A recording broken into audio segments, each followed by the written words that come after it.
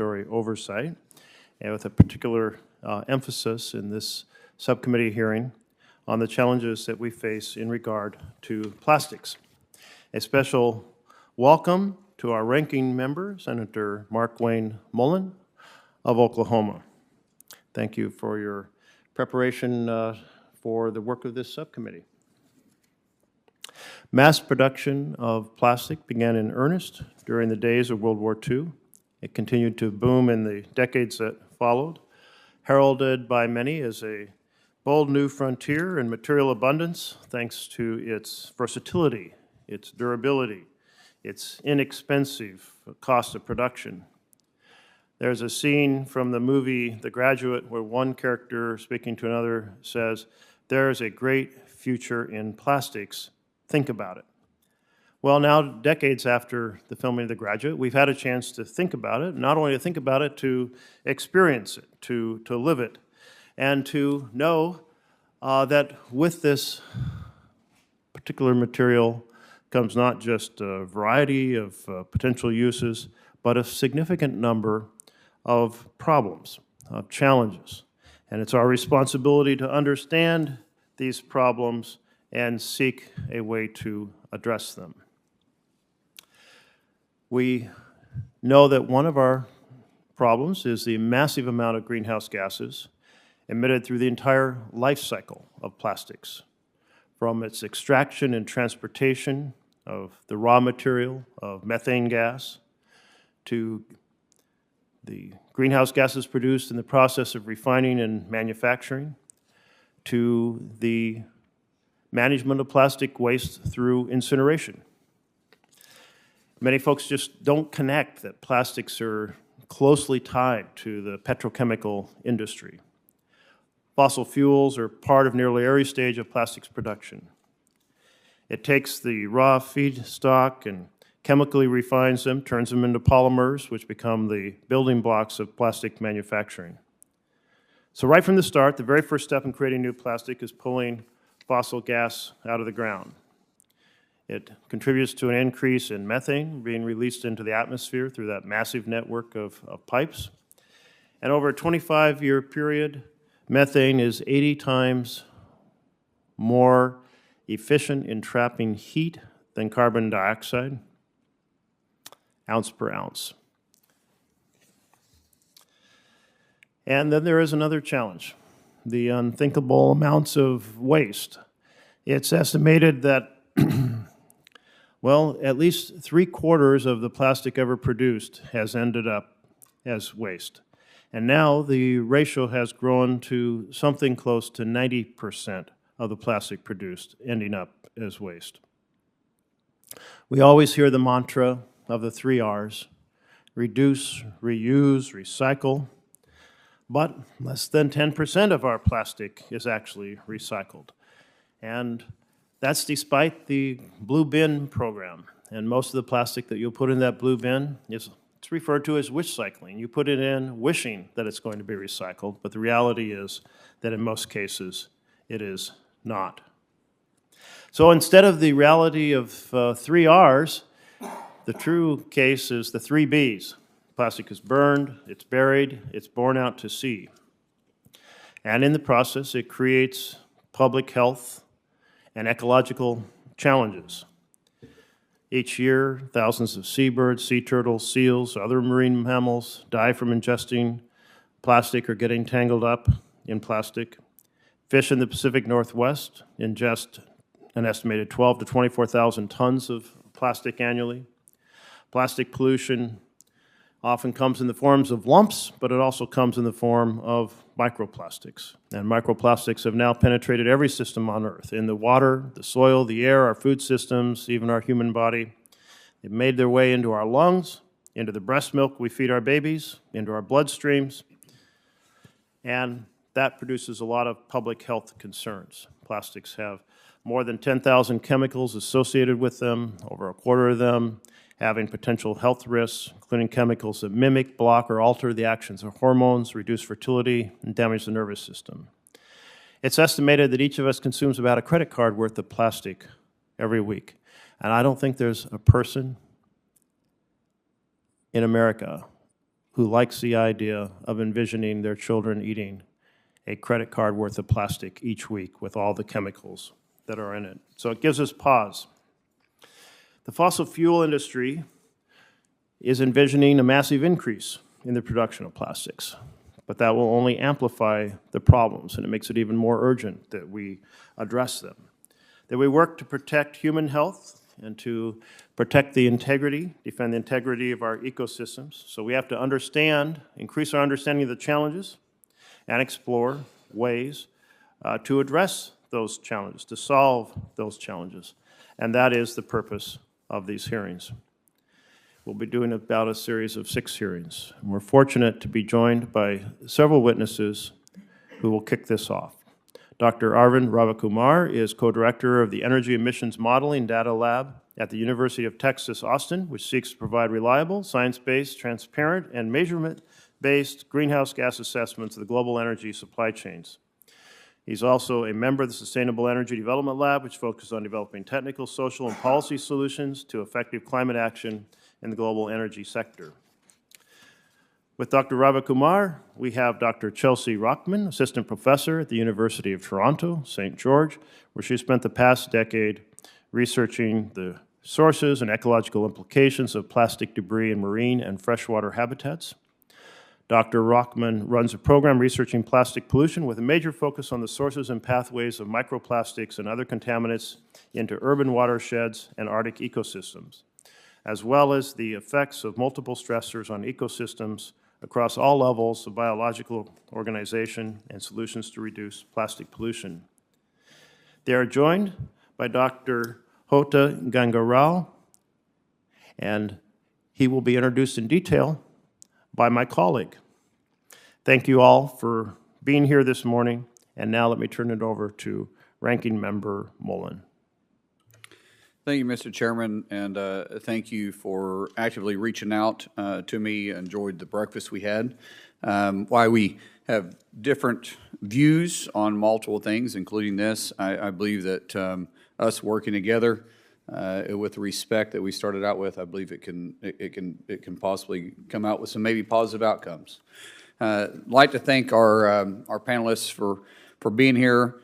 I know it's never easy. So for you to take time out of your life to come sit in front of us, it's important. If we're not hearing from you, then we're just having a bunch of guys up here that think we know best, making decisions which uninformed information. So every point of view, I believe, is valuable. So thank you for being here. The focus on this hearing is petrochemicals. It's understood given the administration views on domestic fossil energy production.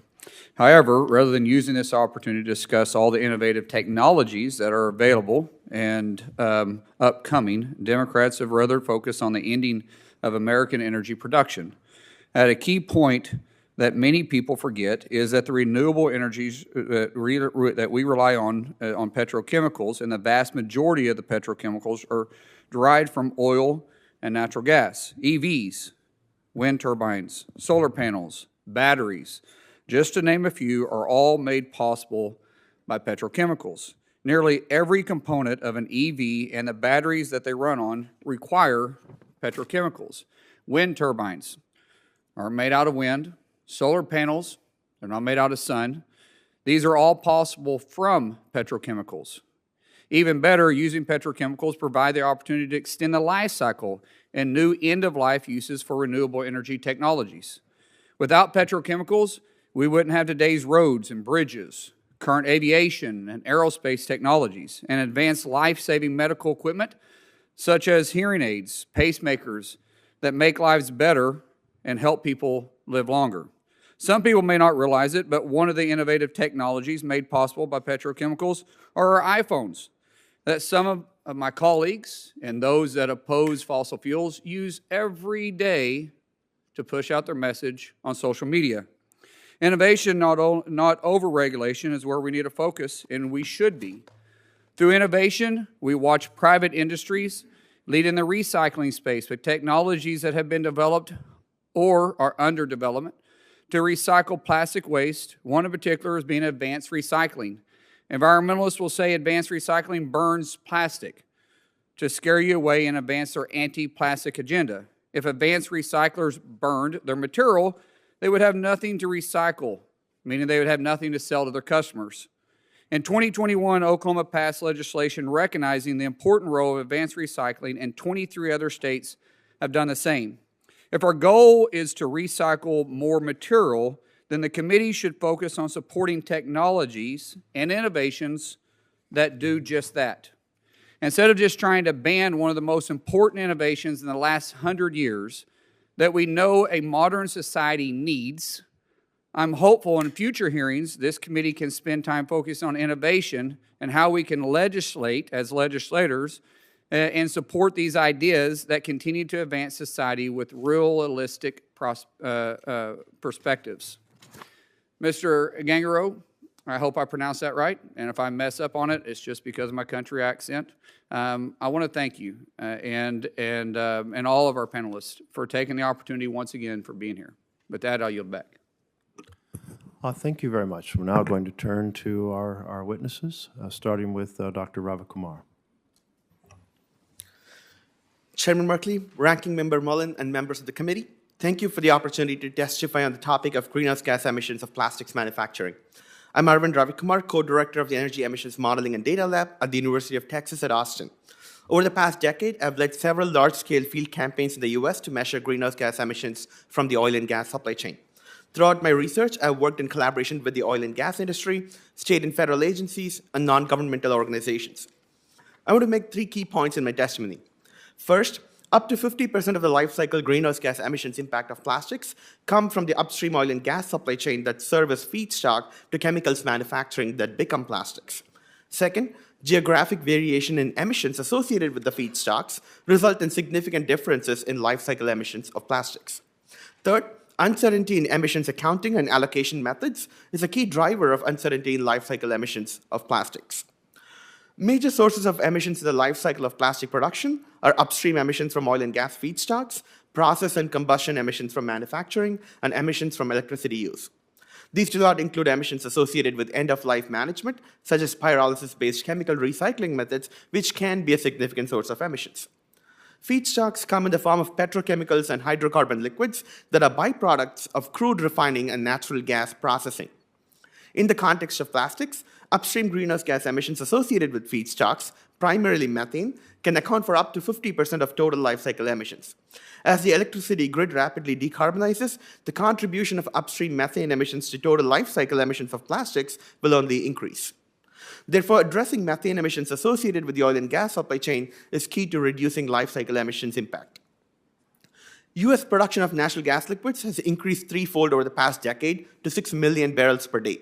These liquids are co-produced with oil and gas in different shale basins. In particular, the Marcellus, Permian, and Haynesville shale basins together account for 60% of all natural gas liquids produced. Methane emissions across these shale basins vary. Recent field campaigns have shown methane leakage as low as 1% in the Marcellus shale basin and as high as 9% in the Permian basin. Furthermore, official estimates such as the U.S. greenhouse gas inventory have been shown to underestimate U.S. methane emissions from the oil and gas sector by 60%. This impacts the life cycle emissions of plastics in 2 critical ways. 1, estimates of emissions intensity of plastic production is highly location-specific. And 2, underestimation of methane emissions from the oil and gas supply chain risks minimizing the life cycle emissions impact of plastics. A key driver of this underestimation is the disproportionate role of methane superemitters. These superemitters are short-duration emission events, often unpredictable and vary by location. Thus, plastics produced from feedstock sourced from the Permian Basin will likely have higher life cycle emissions compared to that produced from feedstock sourced from the Marcellus Shale Basin. Effective and frequent monitoring and mitigation of methane will be critical in reducing supply chain emissions of plastic production. In this context, recent innovations in technology have enabled the oil and gas industry as well as the EPA to address methane emissions cost-effectively. I want to conclude by highlighting 2 key issues in effective carbon accounting across plastic supply chains. First, allocation methods. The process of assigning upstream emissions to different co-products, such as crude oil, natural gas, and natural gas liquids, can change life cycle emissions by a factor of 2. There are several approaches to emissions allocation. One such approach is to allocate emissions based on the energy content of products. Thus, co-products with high energy density will be assigned higher emissions. Energy allocation is frequently used in a regulatory context, such as the California Low Carbon Fuel Standards Program. Ensuring a uniform allocation method for upstream emissions is essential for meaningful comparisons across plastic supply chains. Second, transparent carbon accounting is essential to build accurate estimates of the emissions intensities of different plastic supply chains. Differences in feedstocks, upstream methane emissions, and downstream processes can enable differentiation in the market that allow for a target-based approach to reducing life cycle emissions. However, this differentiation requires a level of accuracy and trust in supply chain carbon accounting frameworks that is currently not available. Emissions measurements conducted across the supply chain must be interpreted in a way that is transparent, scientifically robust, reliable, and timely. The Department of Energy has a key role to play in supporting public-private partnerships to collect, interpret, and make public plastic supply chain emissions information. In summary, up to 50% of the life cycle greenhouse gas emissions impact of plastics is associated with the upstream oil and gas supply chain that serves as a feedstock. Because upstream emissions are dominated by methane, life cycle emissions of plastics vary by location and the source of feedstocks. Improved monitoring and estimation of supply chain greenhouse gas emissions is essential to develop target-based approaches to reduce emissions intensity of plastics manufacturing. Thank you for your time. Thank you very much for that summary of the upstream greenhouse gas emissions. Much appreciated. Dr. Rockman.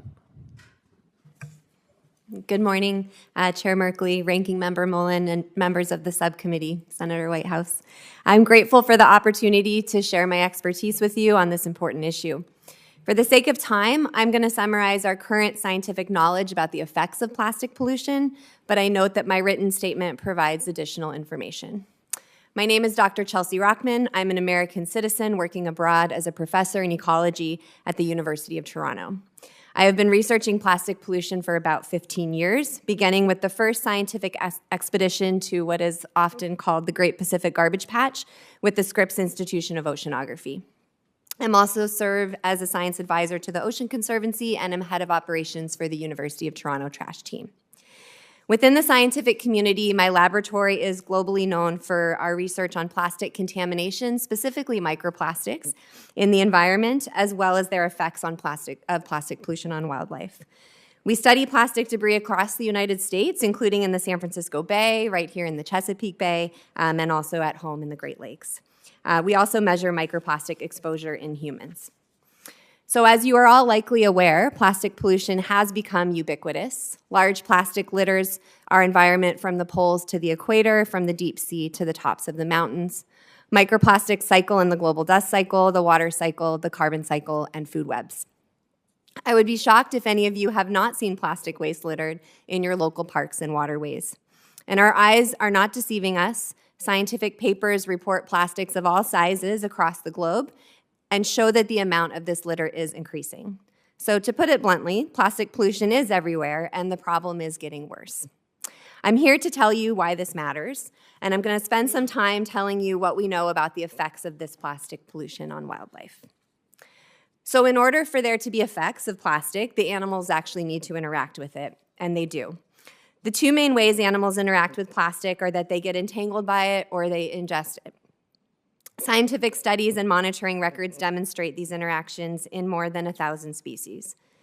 Entanglement is especially common in sea turtles, seabirds, and marine mammals, and ingestion occurs across all levels of the food web, from the smallest zooplankton to the largest sharks and whales. In fact, nearly every scientific study that has looked for ingested plastic in animals finds it. In our own work, for example, we find microplastics in the gut contents as well as in the fillets of every species of Great Lakes fish we have collected, and it is not uncommon for these fish to have more than 100 pieces of plastic in their bodies.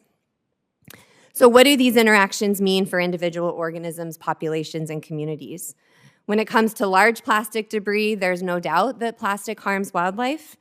Entanglement leads to skin lacerations, drownings, and ultimately mortality.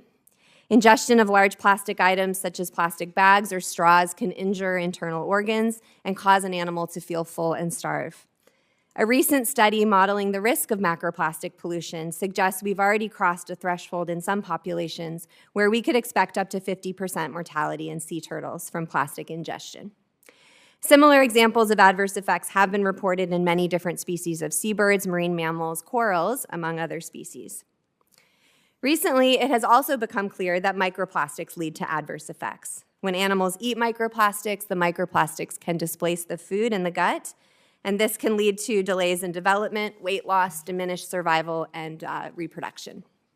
Smaller size microplastics and their additive chemicals can migrate out of the gut into other organs, leading to other mechanisms of toxicity like endocrine disruption, inflammation, and tumor promotion.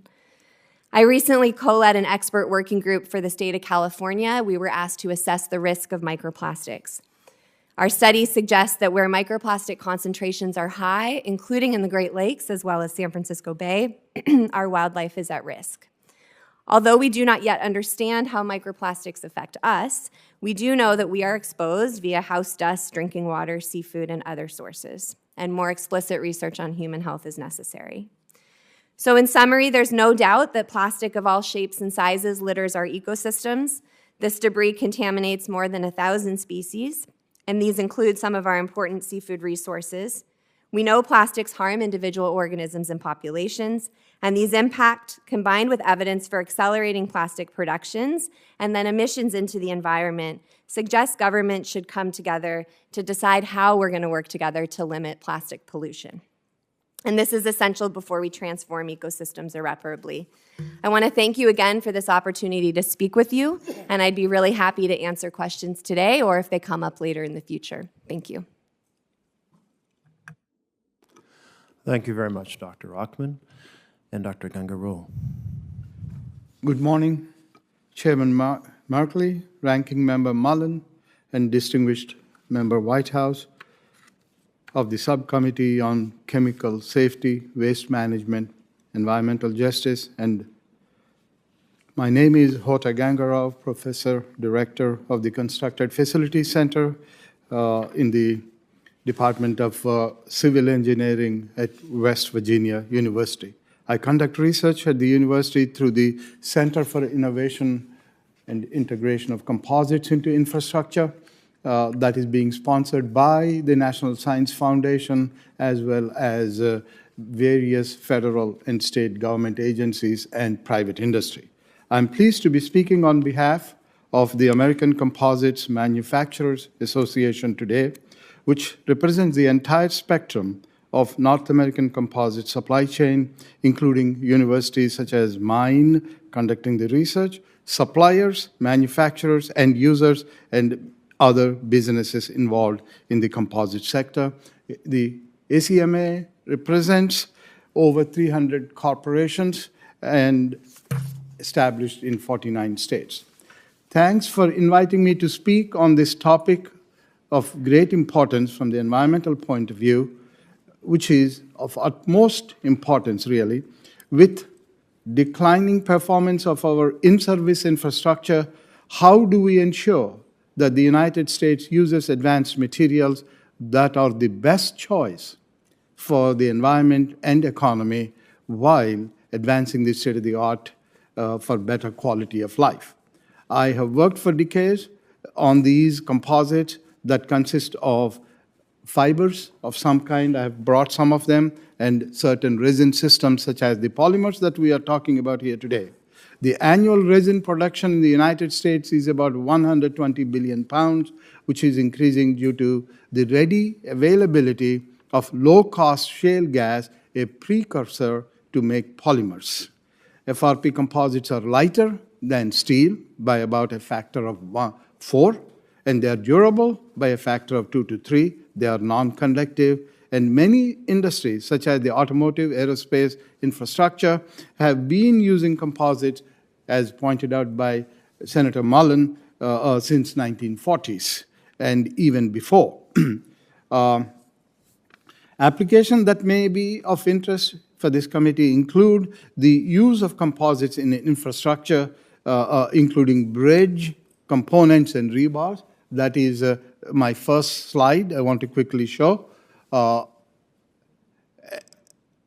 That's the bridge slide. This is of particular interest to me. Rhode Island, for example, sir, has been using composites for pedestrian bridge walkways. That's my second slide. and there is an increase that leads to an increase in the access to the communities. Similarly, West Virginia has been using composites to retrofit bridges, as I've shown you there in slides 3 and the next one. And the U.S. Army Corps has been using all composite hydraulic structures developed by West Virginia University. These are being used in the states of Oregon, Illinois, and Washington. Similarly, FRP composites hybridized with steel substrates can be used to make rail tank cars with high energy absorption, which is my next slide. That's a tank car. This is of a great interest today, as you know. FRP composites are important in the energy sector. Composites are the best choice for windmill turbine blades. That's the next one. That's the turbine blade that is about 300 feet long. And they are enabling the technologies to build larger wind turbine blades, obviously generating clean energy without any greenhouse gases. Finally, composites are being used as utility poles, withstanding the wildfires and the hurricanes. In contrast to the single-use plastics, such as foam cups and straws, there are many durable plastics and composites that have been in use for 70 to 80 years, as has been alluded here this morning. The durable reinforced composites with 100-year service life use only 20% of polymers by weight, and they have a high potential for recycling. And based on some of the estimates that we have received from Europe, about 30% of the composites are being recycled. However, the current recycling rate in the United States is only 5% of the annual production. In coming years, these recycling numbers will improve due to the intense work going on in the government labs and also the private sector. Another important aspect to highlight here is the near future development of the naturally renewable agricultural resources. That's extremely important because they produce not only the natural fibers and natural resins, but also they absorb what we call a carbon sequestration in terms of the CO2. I can go on and on, but I won't because of the time. All I want to say, therefore, sir, is we urge the U.S. Congress to kindly direct the R&D agencies to focus on developing and implementing multifunctional commodity materials that are durable, that are recyclable, that are biodegradable, and gradually move away from single-use plastics. However, as we continue to research and develop alternate biodegradable sources, completely banning the use of common plastic is not advisable at this point because of many of those things that I talked about earlier. In terms of the composites, they are being used in these kinds of products that I have displayed here. These are some of the products that I developed for 30-some years ago that are in service today. In short, as you look at how to address plastics, I would urge the committee to promote growth of composites and other advanced materials in the United States and lend a direction for faster recovery of alternate material sources and systems, and speedier implementation. Thank you very much. Thank you very much, Doctor. And I'll start the questioning just, are we doing 5-minute or 7-minute rounds? 5 minutes? Okay, we should have a chance to go through a couple times then. Dr. Gangaro, these advanced composites that you're referring to, what % of the total plastic production do they constitute?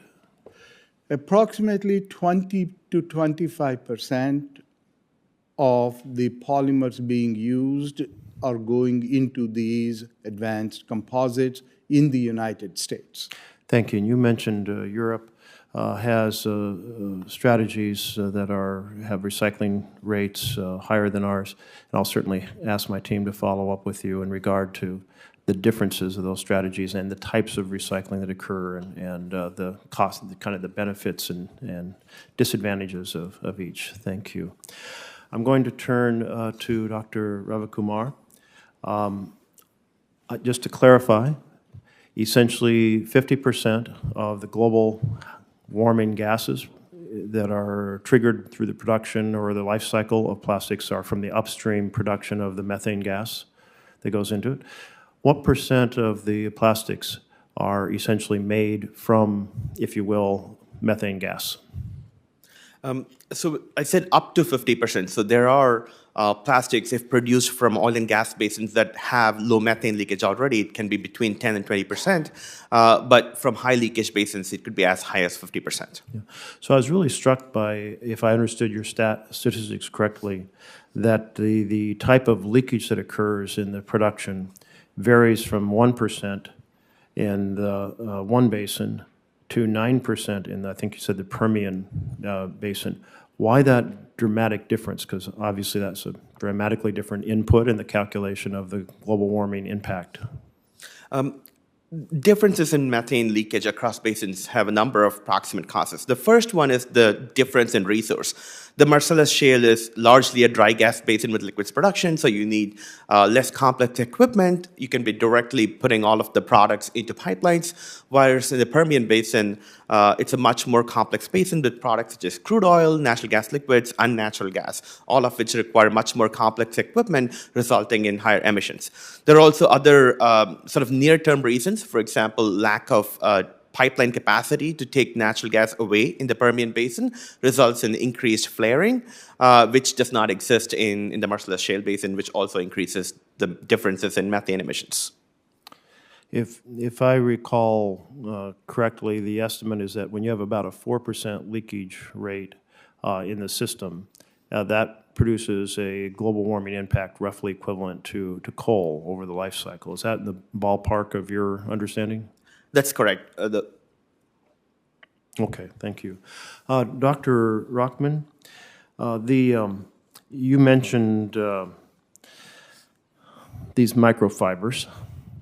How much of those fibers that we're concerned about come from, if you will, washing machines, because so much of our clothing is made from plastics, nylon, Dacron, et cetera? And how much of it is from kind of the erosion of larger pieces of plastic that are tumbling around in the waterways? Yeah, it's a really good question. I can't speak to the exact numbers, but I can tell you that the amount of microplastics or microfibers that are coming from our clothing when we wash our laundry and then heading out to a wastewater treatment plant where some will eventually go to our waterways is significant enough that when we did a small pilot in the town of Perry Sound, which is a small community on Lake Huron, we put washing machine filters in 100 homes. So volunteers agreed to put these filters in their homes. We measured the amount of microfibers in the wastewater treatment plants before this pilot and after this pilot, and with the filters in place, we saw actually a significant reduction of microfibers going into Lake Huron. So the implementation of filters on washing machines is pretty simple. It is an innovation that can help reduce the problem, and we actually see that it makes a difference. Significant, like 5% or significant? We actually like saw 10%, which was 10%. shocking because it was 10% of homes that had the filters. But there's always variability around that number. But it was significant enough that it really seemed to be making a large difference. So technological strategies are being explored from the washing machine level, but also at the tertiary water treatment level? That's right. Well, so we do see that in a tertiary, so wastewater treatment can either be primary, secondary, or tertiary treatment, tertiary being the highest. In a tertiary treatment plant, we do see less microplastics coming out of the effluent than above. So having wastewater treatment plants updated to be tertiary will help the microplastic issue as well as other issues. And so that's one solution, but I think the filters on washing machines takes care of it upstream. It's a simple solution to implement them on washing machines. People clean out the trap just like they do their dryer. And then you don't have the problem of the fibers going into the sludge at the wastewater treatment plant, which is sometimes land applied. So it seems to be an easy win. 5 minutes passes incredibly fast. There's so much more I want to learn, understand about this, but I'm going to turn this over to my colleague, Senator Mullen. Thank you, Mr. Chairman. I appreciate that. Ma'am, I want to just hit on this one more time on the microfibers. Is that from the clothes that you feel like, because you have so many plastics now that are intertwined with their clothing? Is that where the microfibers are coming from? Yeah, so in some environments, microfibers are the most common microplastics we see. And one of the sources, and I think one of the largest sources, is textiles. And so it is coming from our clothing. And just to give you that visual, when you clean the lint from your dryer, those are microfibers. Same thing happens in your washing machine. We're just not trapping them.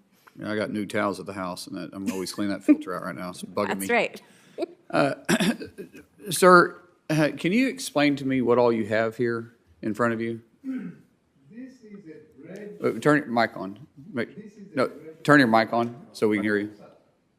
Sorry, thank you. This is a bridge deck that I manufactured in 1991. We installed about 20 of them. They're doing extremely well even today under the what you call 18-wheeler type of loading conditions. And here is a reinforcing bar, like your rebar that you call in construction. And this is made of composite. 80% by weight is glass fiber. And we are now at a point, I built a lot of bridges in West Virginia and a few other places.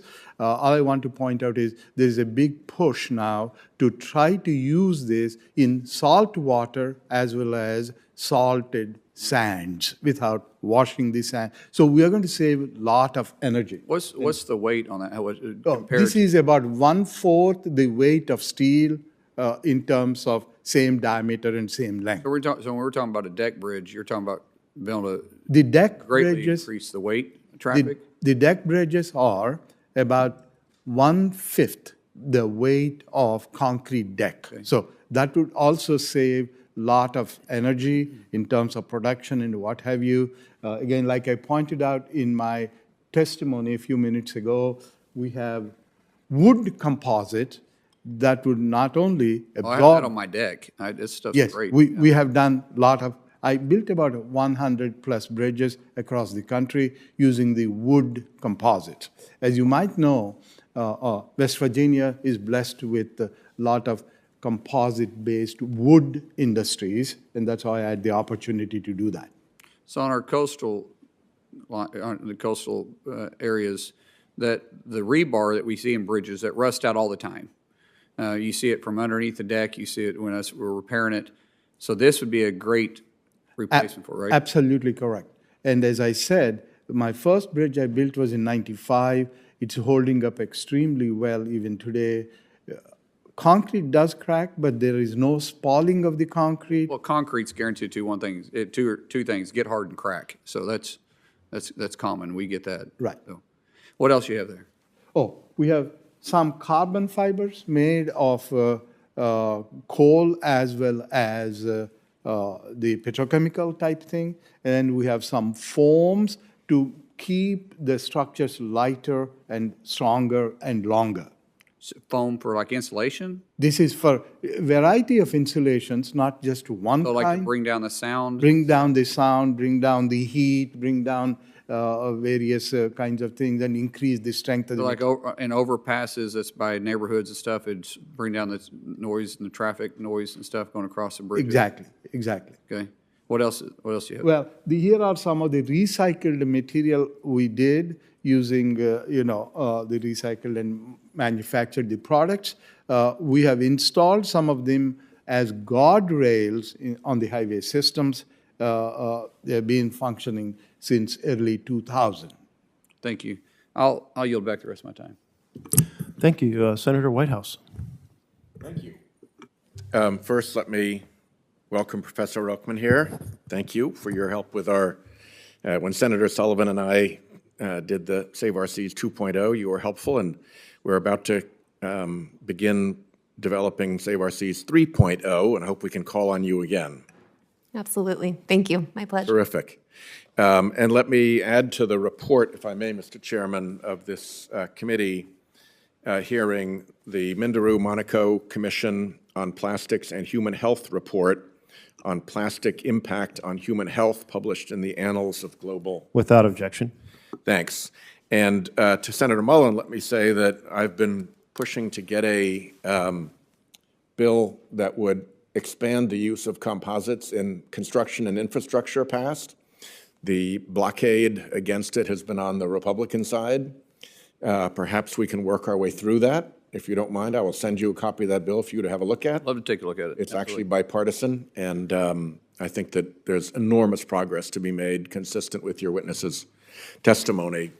I think I'm glad we're having this hearing, because from whales found with hundreds of pounds of plastic in their bellies to babies, human babies, ingesting microplastics through their mother's milk, the waste management failure of the plastics industry is undeniable, conspicuous, and irresponsible. They barely even try, fobbing off responsibility to public recycling programs that only recycle 10% or less of what you actually get into the blue bin. Forget the rest of it. The stuff you actually get into the blue bin is barely recycled at all. There's a recurring problem here. I have colleagues who tend to like market theory in principle. In practice, not so much, particularly not where the fossil fuel industry or the plastics industry are concerned. For fossil fuel and plastics, Congress usually encourages them to privatize profits and socialize their costs onto everybody else. For fossil fuel, the negative externality is carbon emissions, which we allow them to pollute for free to the tune of about $600 billion a year worth of harm, according to the International Monetary Fund. And in plastics is this absolute plague of plastic waste that is out there, for which the industry takes minimal responsibility. I think, as best I understand it, the high point of plastics industry responsibility has been set by a company called Unilever, which has a pledge that as of 2025, for every pound of plastic they put out into the economy, they will recover and responsibly dispose of a pound of plastic from the environment, which essentially means going plastics neutral, which is terrific. And by virtue of bringing that plastic back out, there's no way to bring the plastic back out of the environment without spending money to do so. So that actually puts a price on waste plastic collection, which can have very, very significant value, particularly in very low-income countries, where the ability to meet Unilever's demand for those pounds, millions of pounds of plastic waste they'll have to be bringing out of the environment in order to meet their pledge, will actually provide some meaningful revenue. So there are ways to go forward. The plastics industry has begun to take this seriously, but it's baby steps at this point when you look at the unbelievable flow of plastic waste, particularly into our oceans. So I look forward to continuing to work on this problem. Conservative market economics, a la Milton Friedman, ought to be something Democrats and Republicans can agree on. Keeping this material out of our precious lakes and rivers and streams. There was actually a scientific experiment that was testing the rain in Colorado, and the results were weird. So they went back to retest, and they found microplastics falling in the rain in Colorado. It's a long way from the oceans. So it's terrific to have this hearing. I look forward to working with the panel and working with your subcommittee chairman to get our arms around this before we are completely drowned and gagging in plastic waste, both macro and micro. Thank you, Senator Whitehouse, and thank you for your going in depth into this really significant challenge. Senator Markey. Thank you, Mr. Chairman, very much. Plastics are petroleum products. Plastics bring along all the harms and destruction of big oil and fossil fuel extraction, releasing greenhouse gases and toxic emissions into our atmosphere. I think we should talk a little bit about air quality and climate impacts of plastic production. Dr. Ravikumar, if we see the projected doubling or tripling of plastic production by 2050, will that jeopardize our target of limiting global warming to 1.5 degree Celsius by 2050? So there are several ways what a doubling in plastics could mean for climate and emissions. One of the things that's happening within the oil and gas industry, as well as with state and federal regulatory agencies, is that there's been a concerted effort in addressing methane gas supply chain. U.S. from the supply 10 years. Double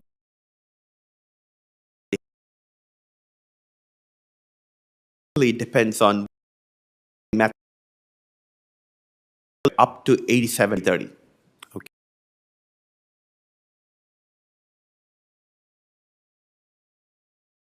Okay, so according to if the global plastics industry were a country, it would be the 5th largest emitter of greenhouse gases in the world. That's correct.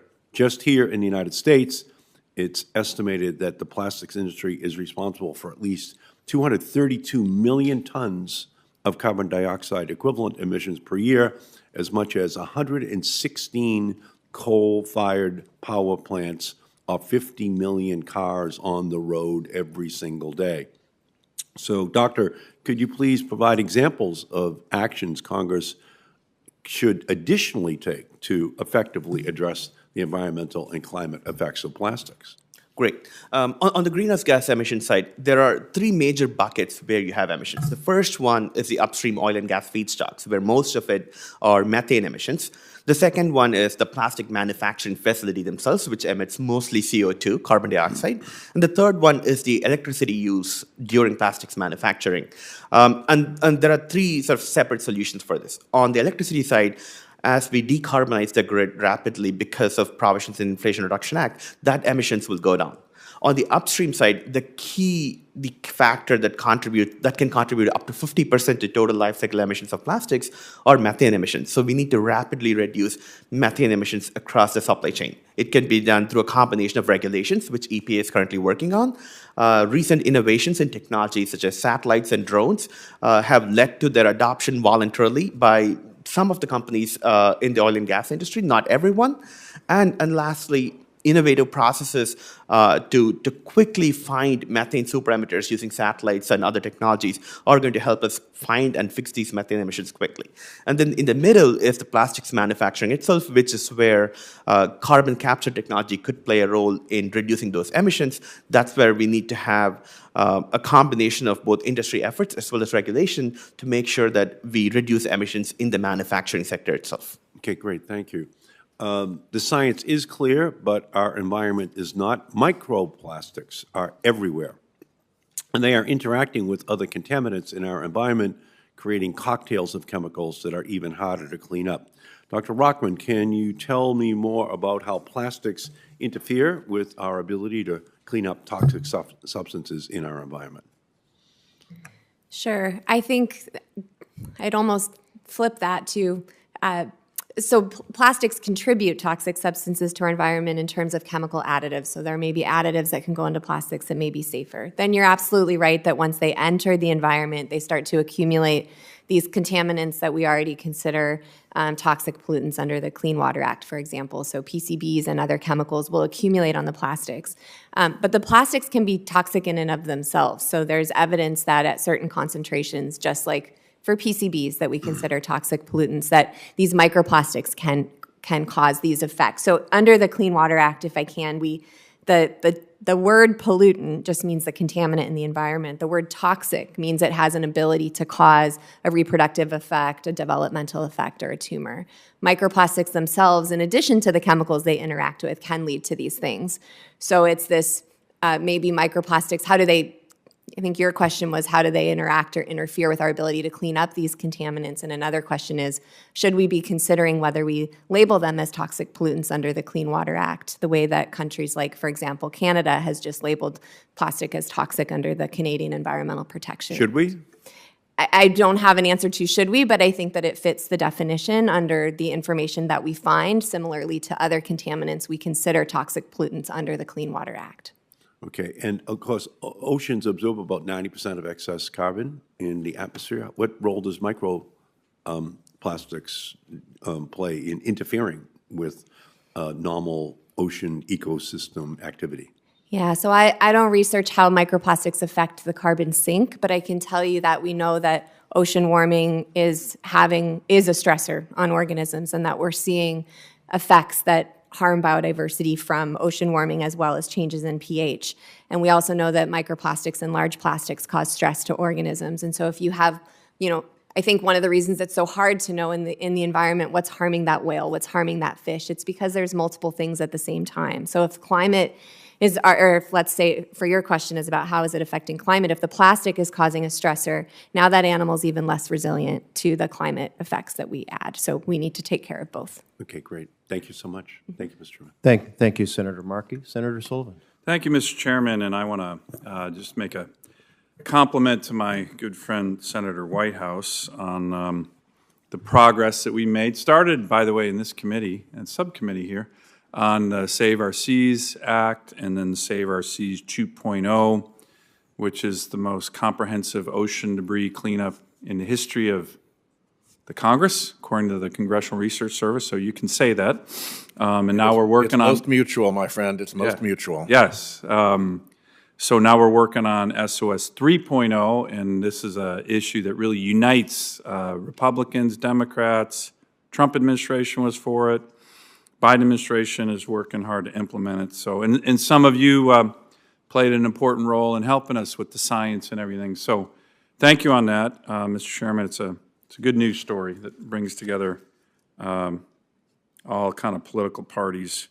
So I want to talk about an issue that maybe doesn't necessarily bring together everybody. And Dr. Gangrel, I want you to comment on this. There's been this push in Europe and by some in America to say, hey, we're just going to get rid of all plastics. And but as you know, you can't do that overnight. I don't think it's a good idea. And a big reason I think it would not be a good idea is that it would drive plastic production overseas, primarily to China, and we know about their environmental record, worst in the world on almost everything. So would you rather see the plastic industry move to China with some of the worst environmental standards, or bolster our capacity here in the United States where we have some of the highest environmental standards in the world? And what would be the long-term realistic environmental consequences of relying on China for the production of plastics compared to investing in domestic production?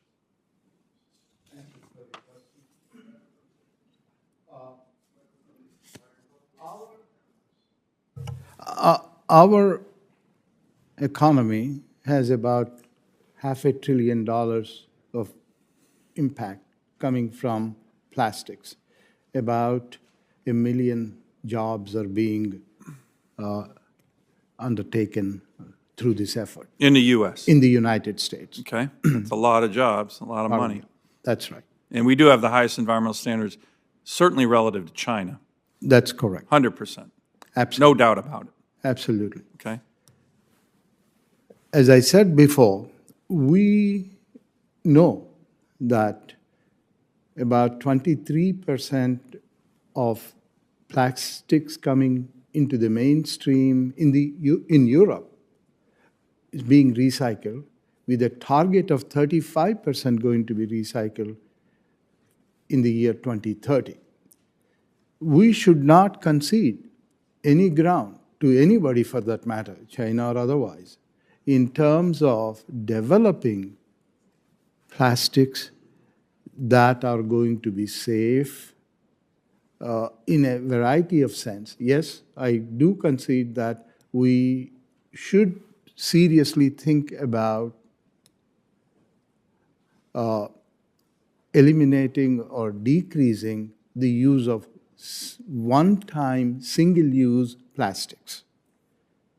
But, as I have indicated in my presentations, some of the composites that I'm showing here that are going to survive in service for 100 years. Yeah. And this is extremely important because this is going to be contributing a great deal to our economy For example, I mentioned earlier the windmill blades. Yeah. You cannot make a 300-foot-long windmill blade with any material other than a composite to be efficient. Yeah. Well, I think our country's learned a lot over the last several years, particularly with the pandemic, that outsourcing key industrial capacity to China is just a bad idea. It is a bad idea for jobs, for the environment, for our national security. So I certainly hope we don't go down that path. I will oppose it adamantly. Makes no sense. Let me turn to Dr. Rockman very quickly. I'm just about out of time, but I want to thank you for your help on the Save Our Seas 2.0, and we want to keep focused on solutions. Here's one challenge, though, that I'd love your view on. As you know, my state has more coastline than the rest of the country combined, right? A lot of people don't know that, but Alaska has more coastline than the entire lower 48 in terms of coastline. And as you can imagine, we get tons of plastic and ocean debris that washes up on our beautiful shores in Alaska, almost all of it from Asia and Africa, not from America. And when we collect it, which is a big task, and that's what our bills focus on, there's no place to put it, including landfills, and the largest one in Anchorage can't accept this kind of debris. It has to be shipped to the lower 48, very expensive. What would you say in terms of the technology for recycling some of that, keep it local in Alaska, that can create jobs, convert some of this plastic waste into components for building materials and things like that? Isn't that a good solution for my state, but for the rest of the country? Yeah, well, first of all, my pleasure, and I'm excited to work on 3.0. Second of all, I do think that around the globe we do need to scale up sustainable recycling programs for the types of materials that I think Dr. Gangaro is talking about right there.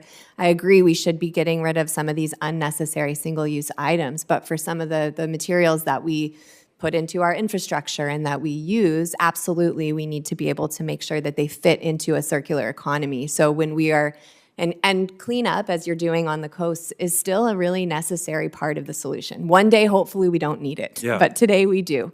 And the question of where we take that material to be able to use it to build construction materials or to be able to recycle it into things that are useful, I agree with you. And I think on our country, we need to scale up some of the infrastructure that's sustainable, but also to help other places around the world, because with our globalized world, some of our waste is being shipped to other places. Better than losing it, and it's bouncing back to you. Great. Thank you. Thank you, Mr. Chairman. Thank you very much, Senator Sullivan. And just to be clear, this set of hearings is not with the goal of eliminating plastic production, nor of eliminating composites. And as Senator Whitehouse pointed out, who has worked in depth on plastic pollution, the composites have a significant role and a role that he's working to further. What we are looking at is to try to just be honest about the life cycle understanding of how plastics are made, their very different roles, what the impact is of both the lumps of plastic and the microplastics getting into our waterways, our air, our soil. What is its real effect on human health? And what measures can we develop to mitigate these consequences? In some cases, it may be an alternative material. In other cases, it may be a microfiber trap on a washing machine. In other cases, it may be effective recycling and reintegration. And of course, plastic comes in many different chemical compositions.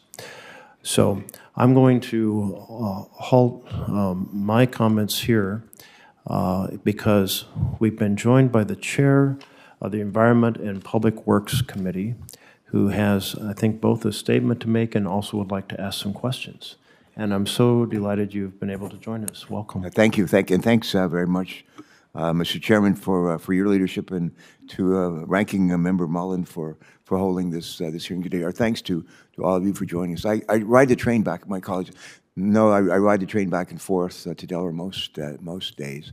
And a guy who used to ride the train a lot was a professor at, I think it was someplace up north of Philadelphia. His name's Einstein, and he used to ride a train, and he'd get on there. And one day he got on a train, and he'd either go to Washington or go to New York. And he got on the train and started looking for his ticket, and he couldn't find it. He looked in his coat, he looked in his pants, he looked in his briefcase. He couldn't find his ticket. And the conductor came along and said, Dr. Einstein, we know who you are. You don't have to worry about it. You know, you ride the train a lot. You're good. And the conductor walked away, and he started to walk out of the car, going to the next car. And he turned around, and Dr. Einstein was down on his hands and knees, looking under his seat, looking for his ticket. And the conductor runs back to where Dr. Einstein is searching. And they said, Dr. Einstein, we know who you are. You don't have to worry about this. We know who you are. Dr. Einstein looked up at him and he said, I know who I am too. I just don't know where I'm going. I don't know where I'm going. Well, we have a pretty good idea who we are, and we have a pretty good idea what our responsibilities are. And the question is on one of the most challenging issues that we face in this country and on the planet, which is plastics, what to do about them, and what should that path forward be. And I'm grateful to our leaders on this subcommittee, and also especially to our ranking member of the committee, Senator Capito, for not just talking about the issues, but actually being willing to do something real about them with your help. Earlier today, I had an opportunity to address the World Wildlife Fund's Plastics Policy Summit. And there they had assembled a diverse group of participants who came together to discuss the plastic crisis. And as many of us on this committee know, plastic pollution plagues our communities, threatens to overpower our landfills and our oceans, and to explore solutions that can move us toward a more sustainable future when it comes to plastic waste.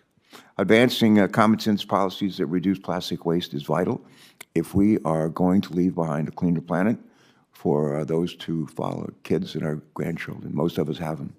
And if we look at the numbers, it's clear that we still have a lot of room for progress when it comes to recyclable materials, including waste, in protecting our planet. 2018, I'm told less than 9% of plastics were recycled in the United States, less than 9%. To put that figure in perspective, I have a friend, you ask him how he's doing, he says, compared to what? And well, let's ask the same question. Well, compared to what? 9% of plastics were recycled. Well, compared to our overall recycling rate in this country, it's about 32%. So it's about, with respect to plastics, about 1/4 of what we're doing overall in terms of recycling. For me, the takeaway there is we can do better than this, and we have to do better, both on plastics and non-plastics when it comes to being recycled. So where does the majority of plastics waste end up anyway? And you've probably been talking about this already today. And it largely ends up in our landfills and, sadly, in our oceans. And earlier this month, a number of us come from states where we have an ocean and beaches, and we care a lot about those natural resources in our states. But earlier this month, a group of scientists estimated that in 2019, there were somewhere around, I think, 171 trillion pieces of plastic floating in the world's oceans. Think about that, 171 trillion. That's hard to imagine. That many pieces of plastics that would not be there if it weren't for humans and our dependence on plastic products. Even worse, scientists predict that number could nearly triple by 2040, nearly triple. Significant, that's a lot of zeros. But unless significant action is taken to reduce the amount of plastic products that we create and use globally. The sharp increase in plastic pollution not only destroys our natural resources and harms wildlife, but also impacts our health. Many of these plastics end up breaking down into tiny microplastics, as you know, that make their way into our food supply, our drinking water, accumulating in our bodies, and those of our families, and impacting critical systems. Production of plastic products also contributes significantly to global greenhouse gas emissions, as you know, which is a driver of climate change. From drilling to refinement to manufacturing and shipping, plastic production was responsible for close to 2 billion metric tons, 2 billion metric tons of greenhouse gas emissions in 2019. That's the equivalent of about 3 or 4% of the world's total emissions. Only by reducing the rate of plastic production, improving recycling systems, and encouraging the innovation of plastic alternatives will we be able to reduce the impact that emissions from plastic have on our climate, our planet, and our health. And I encourage everyone here today and those who would like to be here today or maybe watching today to keep that in mind as we work to fight climate change, reduce plastic pollution, and create jobs and economic opportunity while we're doing that. That was a long statement. Let me just, I think I've run out of time. My time has expired. Can I just ask a question for the record, Mr. Chairman? Absolutely. Thank you so much. Here's my question for the record. And I think it was about 2-3 years ago, the American Chemistry Council conducted a survey. They found that 87% of Democrats, they found that 74% of independents in this country, 64% of Republicans they see plastic waste as a critical issue that we should address now. There is clear bipartisan support for our government, us, to take action to reduce our reliance on plastic products. And the question I'm going to ask you to answer for the record is this, and that is, please just share with us 3 actions, 3 ideas, 3 actions that Congress should consider to reduce petrochemical and plastic pollution and its lifestyle impacts on climate change. Give us 3 good ideas, and that would be much appreciated. And we'll recycle them widely. All right. Thank you, Mr. Chair. Thank you very much, Mr. Chairman. And we'll turn to Senator Capito. Welcome. Thank you. Thank you, Mr. Chairman, and thank you all for being here.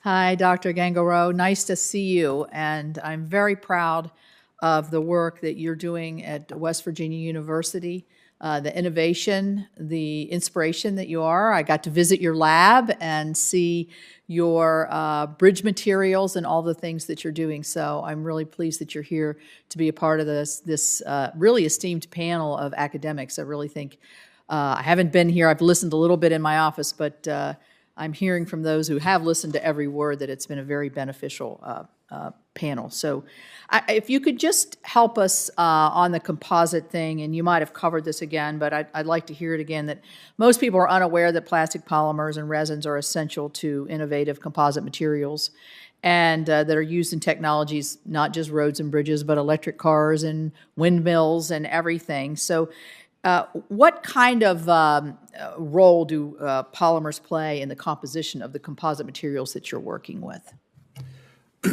As I indicated earlier, the United States produces about 120 billion pounds of composites, of the resins, of which about 20 to 25 billion pounds is going into composites. And this industry is approximately 100 to 150 billion dollars. The most important thing I want to highlight here today is the fact that we are dealing with lightweight materials that are going to be lasting much, much longer than conventional materials. And once we move towards natural fibers, natural resin-based composites, we are going to absorb the carbon dioxide from the atmosphere through the agricultural operations and still maintain this high quality of a composite product. And this is not well understood. When people speak about composites, they talk about it from a negative standpoint, based on the conventional wisdom, no doubt about it. However, we want to bring a slightly different perspective where we can bridge this gap between the rural and the urban areas by generating a much higher volumes of natural fibers and other kinds of synthetic fibers and also natural resins that will help a great deal in not only making the product durable, but also less expensive, but even more important, assuming lower magnitudes of, or emitting lower magnitudes of carbon, enhancing the carbon sequestration. Thank you. This next question may be a part of what you just explained. Are there technologies being developed now to address the end-of-life challenges for reusing and composite materials? I mean, are you looking at recycling composite materials, and do you use already recycled and reused plastics in your materials? As I said before, about 23% of the discarded plastics are being recycled in Europe. And we are unfortunately, at this point, doing only 5% of recycling. Is that because the recycled material is not available, or it's too expensive, or is it what's the reason that we don't have a higher percentage there, do you think? There are a number of reasons. One of them is obviously the composites are not going to break down like your single-use plastics. Therefore, the availability, the supply chain is not there. That's one issue. The other issue is we are beginning to understand the impacts of these discarded materials, and it'll take us a little bit longer to try to ramp up the recycling issues, And Right.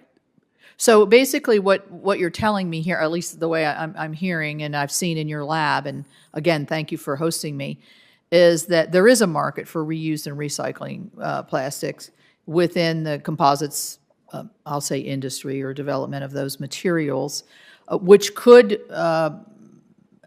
and would, I think, lead to be a solution to where we are. And then you mentioned composite materials last longer, are lighter weight, and they also, in the end, with more natural materials, will absorb more and have more carbon sequestration. So, I mean, those sound like a winning formula as we move forward with the innovation that you're doing and inspiring that next generation students to do as well. So, thank you very much. Would you agree with that statement? Yes, certainly that's correct. I totally agree with that. Thank you. Thank you. Thanks for coming. Sure. Thank you very much, Senator. And Senator Carper, did you want to ask some questions? I'd welcome it if I could. Please. We have 2 or 3 hearings going on actually we have a lot of hearings going on at the same time, so we come in and out. So please forgive us for I'm sure we appear to be rude, but as you know, there's quite a bit going on in this. But this is important stuff.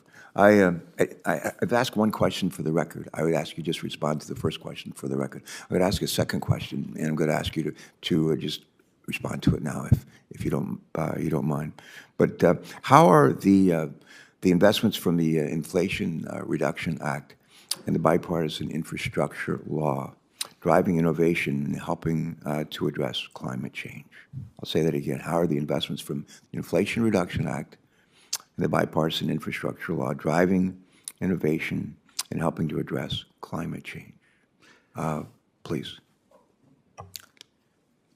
Sure. So a key part of the greenhouse gas emissions of plastics manufacturing is the upstream oil and gas supply chain that provides feedstocks to the plastics. And one of the key ways of significantly reducing the greenhouse gas impacts of plastics is reducing methane emissions. The Inflation Reduction Act provides billions of dollars to the EPA and the Department of Energy to innovate and develop technologies to reduce methane emissions from the oil and gas supply chain. As we speak, the EPA is developing regulations to address that, which will reduce methane emissions by up to 87% in 2030. And that is going to significantly reduce the greenhouse gas emissions of plastics, and that's part of what's in the Inflation Reduction Act. The second part is the methane fee provisions in the Act, which specifies a target for methane emissions by different companies, oil and gas companies, to reduce their emissions. And we now have access to a lot of different technologies that many operators are deploying in their oil and gas facilities to detect and mitigate methane emissions. So the methane fees combined with the funds available for new technology and innovation is going to significantly reduce methane emissions, which in turn will reduce the greenhouse gas emissions impact of plastics. Yeah, great. Thanks for pointing that out. My staff and I on this committee work with Senator Manchin and his staff at some length, and the private sector as well to develop the methane emission reduction program, which is not just like it doesn't just say we're going to fine you for continuing to put out emissions. We're going to help you stop doing that and provide actually quite a bit of money, especially for smaller oil and gas companies to do that, and we're encouraged by that. The other thing, we need to increasingly find ways to harness the private sector, market forces. And we have one of our sons lives out on the West Coast in California, and he.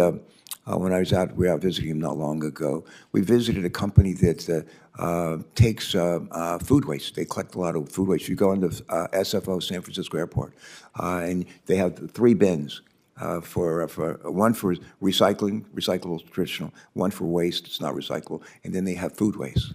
And one of the things they do with their food waste in the Bay Area is they mix it with cow manure.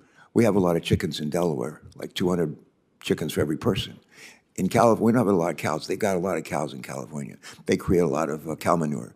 And what they figured out is how they take some of that cow manure, which leads a lot of methane, as you might imagine, mix it with the food waste and create a reusable, renewable fuel for vehicles, for buses and for trucks. So that's the kind of market solution that we're looking for. My second question, I'd asked this question for the record, and I will butcher this name, but Ravi Kumar. That's right. Oh, good, thanks. How are the investments? You answered that. Let me see, I have another question. There we go. Dr. Rockman? There you go, that's an easy name, thank you. In 2019, a report released by the Center for International Environmental Law predicted that plastic production is going to increase by about 4% by 2020. Plastic production increases at this rate, not only I'm told will it account for 12% of the greenhouse gas emissions allotted under the Paris Accords, 2015 Paris Agreement, but which aims to, as you know, keep global warming down under 1.5 degrees Celsius, but also exacerbate the impacts of plastic pollution on wildlife, on oceans, and on natural resources. Here's my question.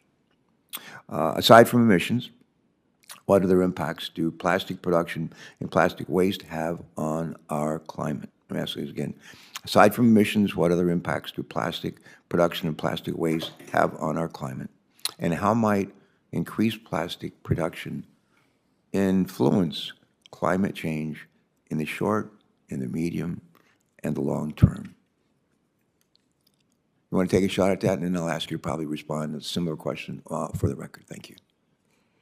So I can sort of take a run of that. I'd rather ask you your first question, answer your first question, which is give you 3 solutions. Now, go ahead. Go answer that when you can do the direct. And the reason I'll do that is just because most of what I research is the effects on the wildlife of plastic, and so I can talk about that, but I don't study how the microplastics impact the ability of the ocean as a carbon sink. We don't always let witnesses choose their question. I get to choose my question. This is a special so I'm gonna choose your first question, so to give you 3 options. And so I would say that on a big picture, I think the 3 things I would suggest is, first of all, and I've heard everyone say this, is to reduce the use of these unnecessary single-use items. So where there are plastic items that are being used once and then thrown away, they don't fit into a circular economy, we could get rid of those. Number 2, I would say we need to increase recycling. You've all mentioned our recycling rate, which is incredibly low.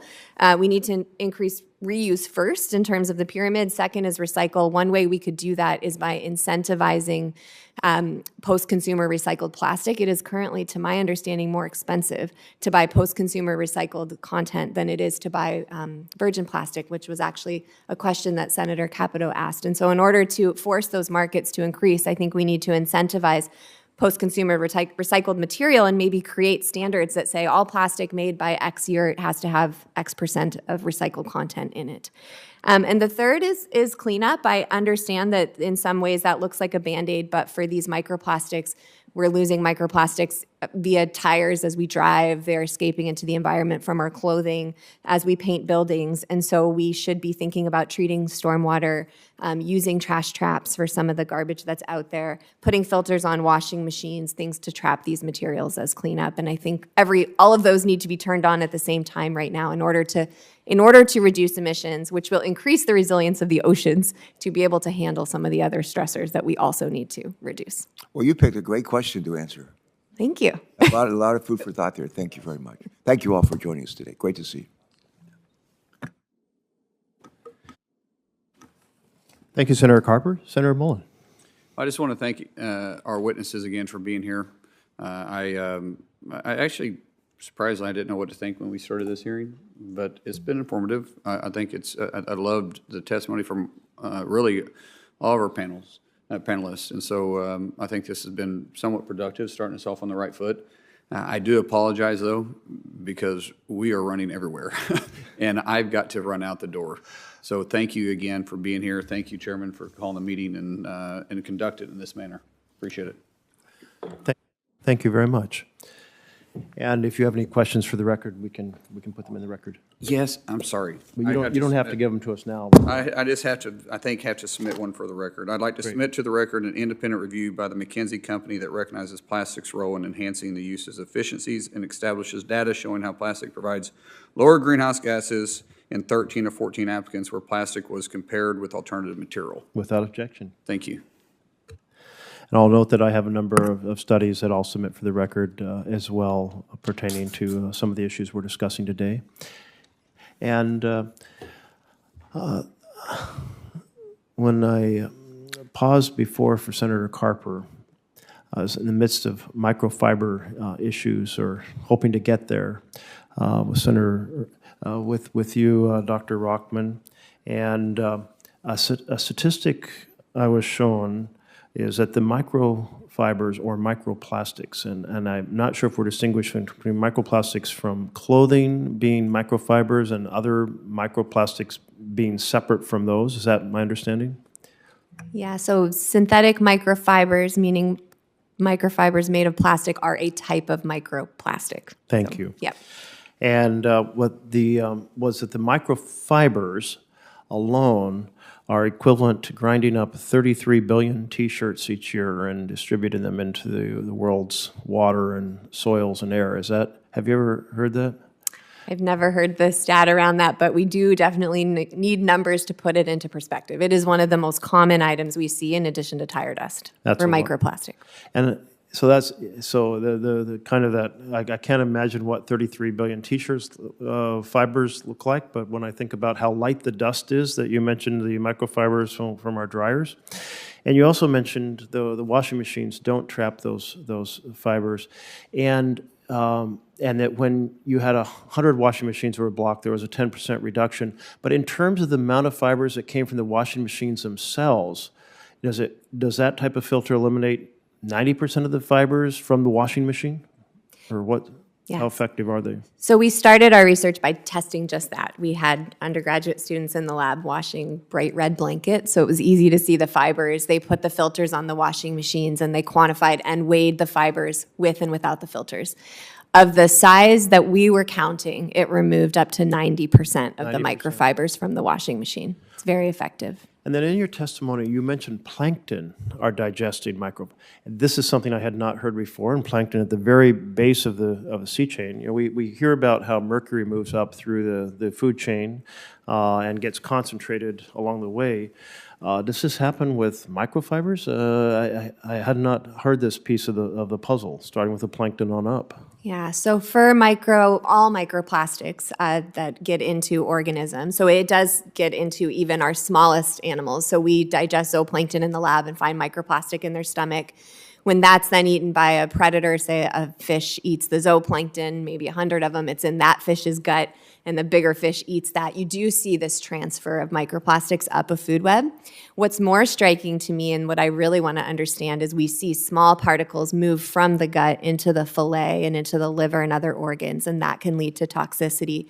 So a big part of my research right now is trying to understand, do those accumulate and magnify similar to mercury?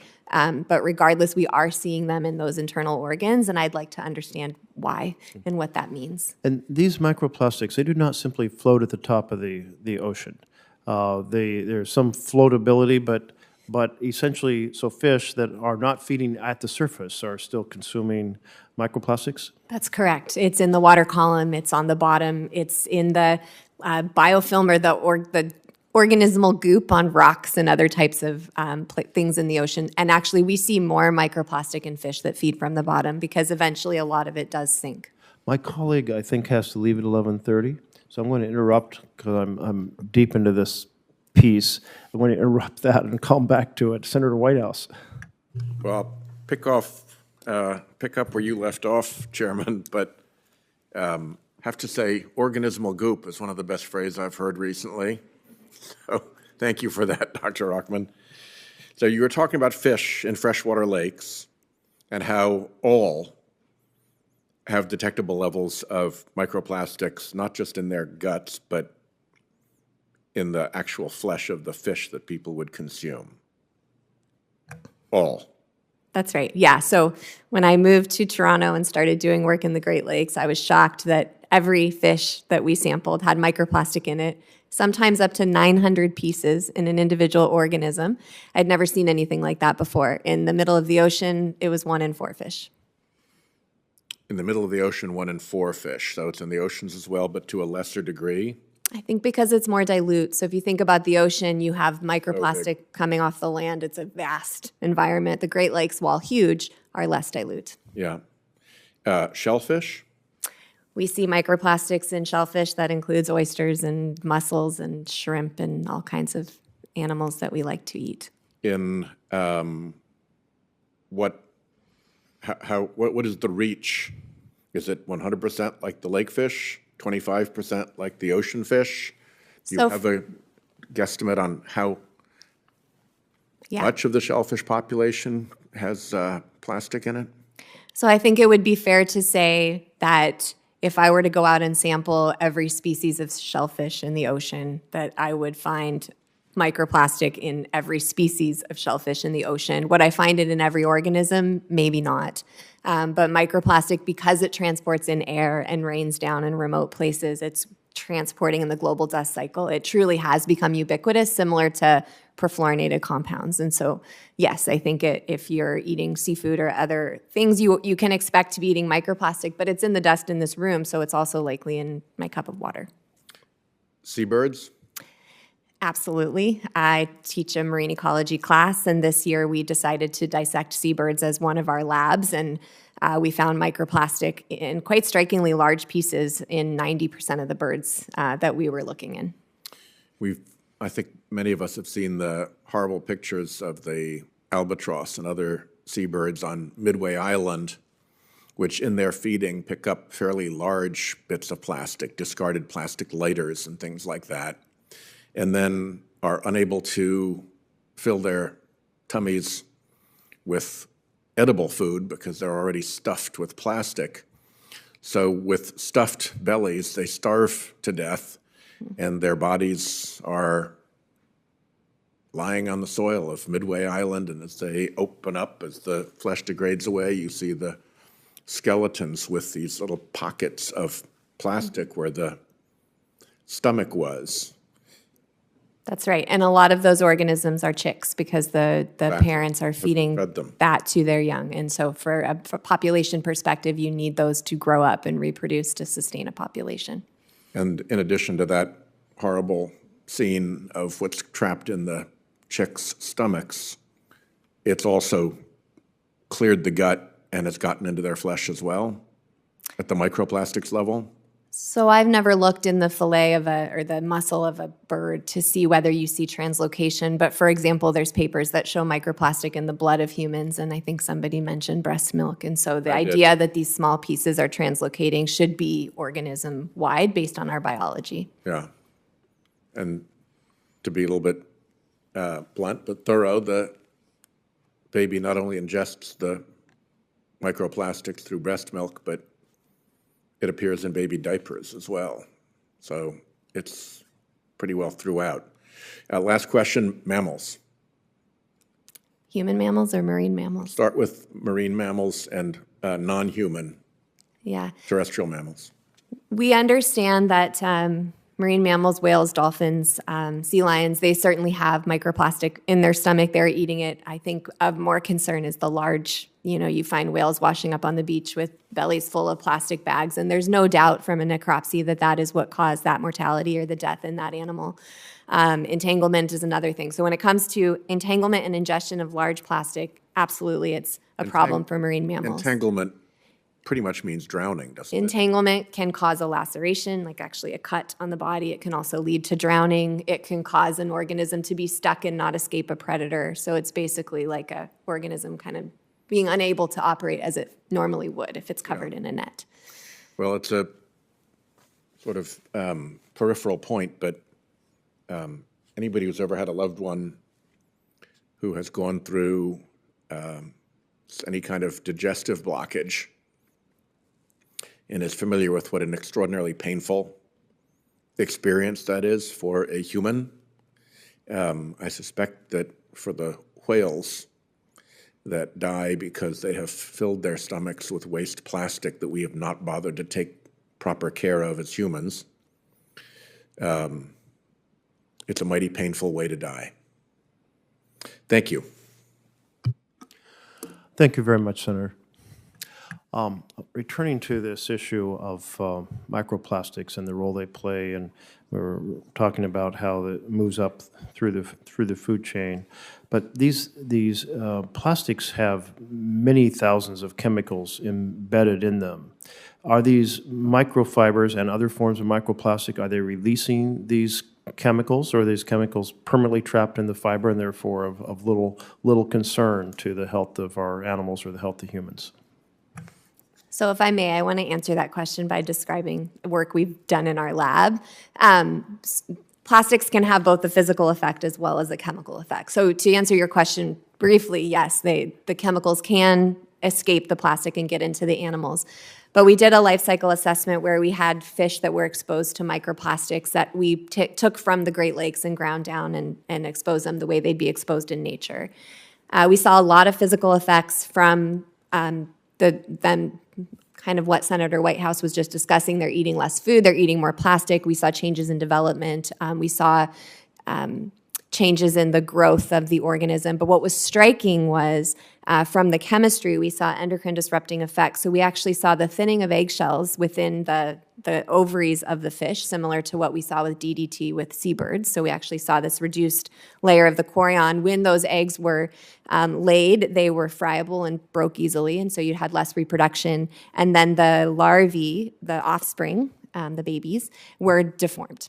So we actually saw kind of both this physical effect and this chemical effect. So there certainly are effects from the chemicals that can leach in addition to a physical effect of the particle.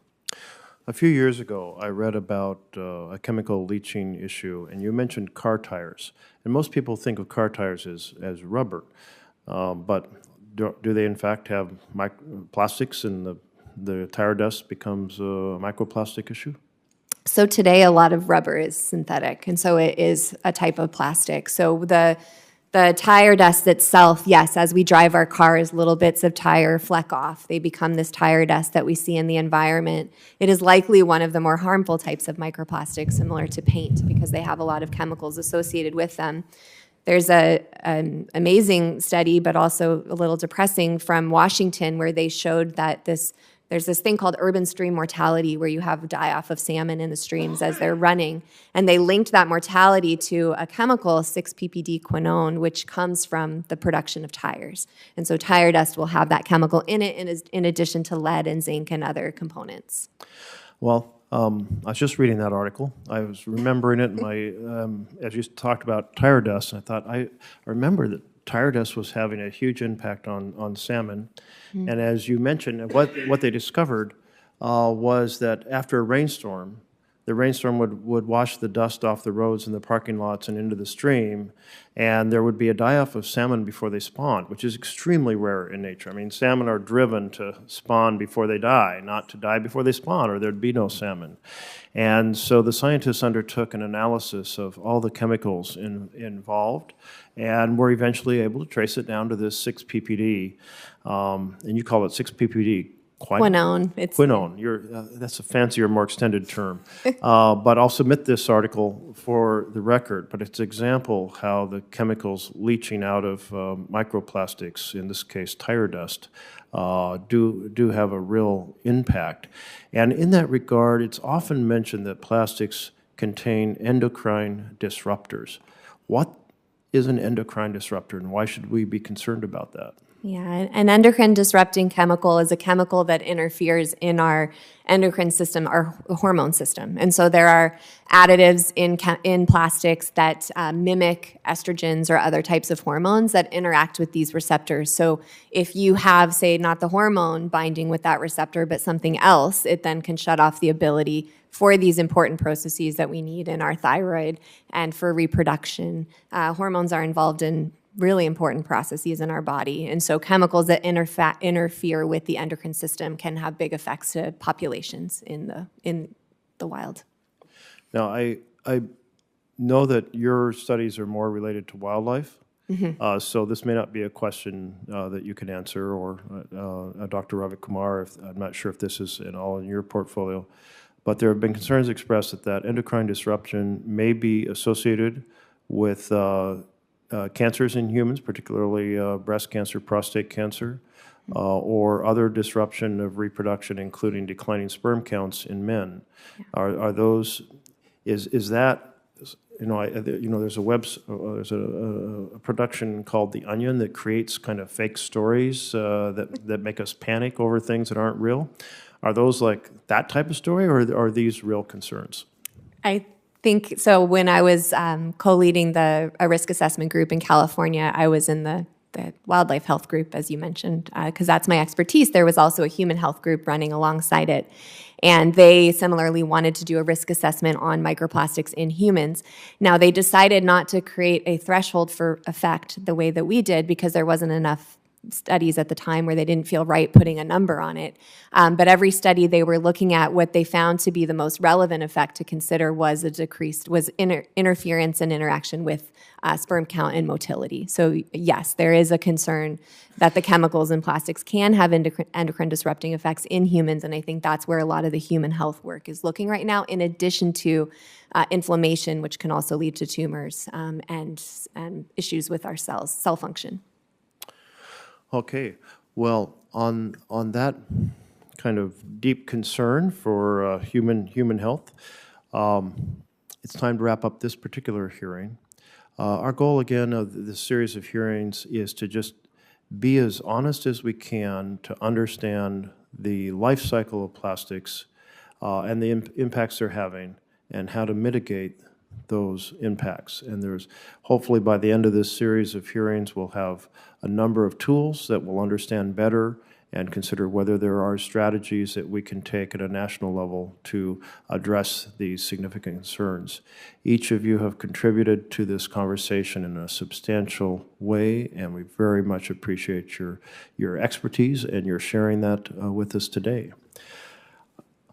I now have to give the final official closing words, which probably are on a sheet of paper under this pile, having to do with the record remaining open to a certain point of time. I'll have the exact in which members of the committee can submit additional questions or submit items for the record.